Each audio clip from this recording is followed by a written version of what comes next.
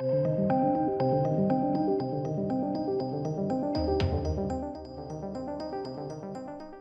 ladies and gentlemen. Blade Runner is continuing. There's an Amazon series, Blade Runner 2099. Now, this was teased randomly in a statement by Ridley Scott a while back, and now it's official. Completely new. Like, this is we didn't even hear about this until just a random weird comment, and then boom, done. So let's dive into this. This came completely out of nowhere today. The saga continues with Ridley Scott's new Blade Runner 2099 series coming to Amazon. In another example of how enduring the Blade Runner franchise really is, Amazon has announced, in collaboration with director-producer Ridley Scott, a new streaming series in the form of Blade Runner 2099. Now, the new show will very much stay in continuity, so serving actually as a direct sequel, sort of, to 2017's Blade Runner 2049. Obviously, Blade Runner 2099 would, it's in the future, isn't it? Which in itself is a sequel to the 1982 original Blade Runner, all of which, of course, has been inspired by Philip K. Dick's Do Androids Dream of Electric Sheep. Silka Luisa has been brought aboard to serve as writer and executive producer. So Ridley Scott's kind of there in name only, I'd imagine. He'll probably direct the first episode, that's pretty standard for him. She's currently the showrunner on Shining Girls, a drama starring Elizabeth Moss. Reportedly, scripts are now being pulled together, with the focus being on finding a production date to get things moving forward. The same reports note that Scott might direct episodes as well. He will. It's likely he'll direct the first one, which will set the tone. The director that does the first one sets the tone, the aesthetic, and then all others tend to follow suit. I'd imagine he'd want to do that. Now, beyond the previous installments mentioned above, Adult Swim and Crunchyroll debuted last year an anime series set in the universe titled Black Lotus. In it, Jessica Henwick voices a female replicant, one of the synthetic humans at the heart of Blade Runner in general. Behind Blade Runner 2099 is Alcon Entertainment, which acquired franchise rights over a decade ago, and they've been dedicated to expanding the universe, being sure to keep internal continuity intact. And they've done a lot of comics and stuff, actually. So, interesting. So back in 1982, with the arrival of the first Blade Runner, Scott did an interview in which he detailed the notion behind the replicants, right? So he said, we deliberately stopped in screenplay development going too far into the idea of genetic engineering, which we could have done. That would have been another entirely different film. So we draw a line. We wouldn't explore the laboratory details, the genetic explanations. Instead, we'd ask, what if large combines in the next few decades became almost as powerful as the government, which is possible? They'd move into all sorts of industries, arms, chemicals, aerospace, and eventually they'd go into genetics. And then you reach the point where genetics starts developing into the first man-made man. From there, you can quite easily slip into breeding a second-class generation to do things which normally you or I wouldn't care to do, or psychologically couldn't stand to do. For instance, going into space knowing you're not going to come back. You take a humanoid and dick around with his brain, bring him along certain psychological lines, and he's going to go quite happily.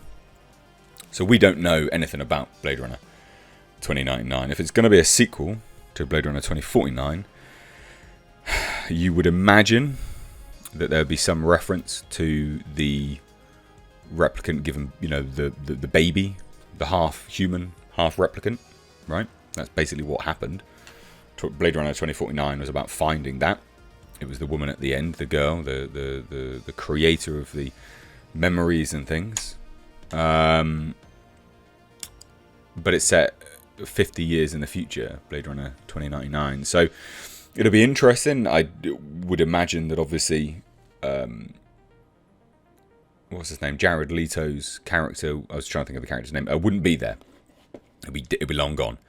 There'll be another corporation. It was Terrell, and then it was, I can't even remember the name of because I can't remember Jared Leto's character's name, I can't remember the corporation. But it doesn't matter. The point is that there'll probably be a new corporation. It'll be interesting. The thing is, Alcon Entertainment does keep the continuity. They like the continuity. So I'm assuming they will keep in line with that. They'll address that. Or it'll just be an Elseworld tale. Just, oh, this is going on over there. What do you think? Let me know. Just something about that. There's a rich history to mine here. The thing is because it's going to be set in the future, I think there has to be a certain element addressed about that. Because there was an uprising, there was a resistance being formed, right? They were finding this girl and they were going to rise to power. That was part of Blade Runner 2049. So they'd have to address that. So that'll be intriguing to see what they do with that. I'm amped for this. I think this is cool. Let me know what you guys think though down below in the comments. I am all about this. I'm all about this. This is one of those things where I'm like, yeah, no, cool, definitely do all the androids. You know, do the android stuff. Because they keep bringing it into bloody aliens. Stop it, right? Ridley Scott, your vehicle for android stuff just should have been Blade Runner all the time, right? That's what you should have just done that. Just do that. And then he's one of the pivotal reasons as to why Raised by Wolves got made. It's not actually Ridley Scott's show, which common misconception. Loads of people think it is his show. It's not. It's written by completely someone else. Someone else created it. But he's one of the reasons why it got made, because he put his name behind it, because he literally just loves androids. He's all about androids and existential questions of life, death, and the grander reality of humanity, right? And there is an interesting discussion to be had there. But because he keeps going back to bloody Alien to do it, it pisses me off a little bit. But Blade Runner is the vehicle to do it. Always has been, always will be. And this could be fantastic. It could be. And the thing is, we don't know whether this is going to be live action. They've not said. I'm looking at it again. They've not said it's going to be live action. I'm hoping it will be. It's Amazon. Amazon's got a lot of money behind them. They could do a lot with this. And even still, like, it doesn't even have to cost that much.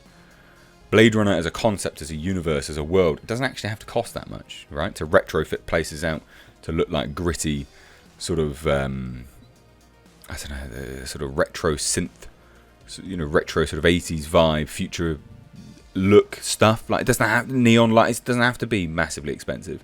You can get some good set pieces and just stick with them.